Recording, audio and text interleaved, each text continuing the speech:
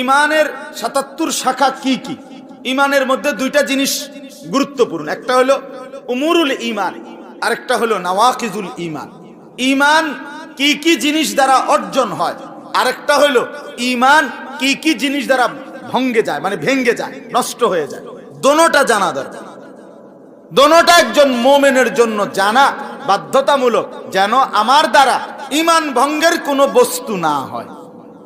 মানুষের যেমন রোজা ভাঙ্গা যায়, নামাজ ভেঙ্গে যায়, অজু ভাঙ্গা যায়, তো তার চাইতে ভয়ঙ্কর হলো ইমানও ভেঙ্গে যায়, ইমান নষ্ট হয়, ইমান নষ্ট হয়ে যায়।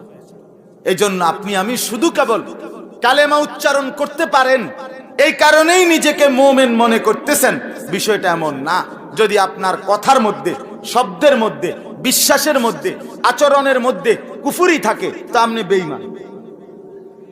যদি আপনার কথাবার্তা, উঠা বসা, আচরণ, বিশ্বাস, চাল চলনের মধ্যে শিরিক থাকে তো আপনি ইমানদার না, আপনি মুশরিক, আপনি জাহান্নামী।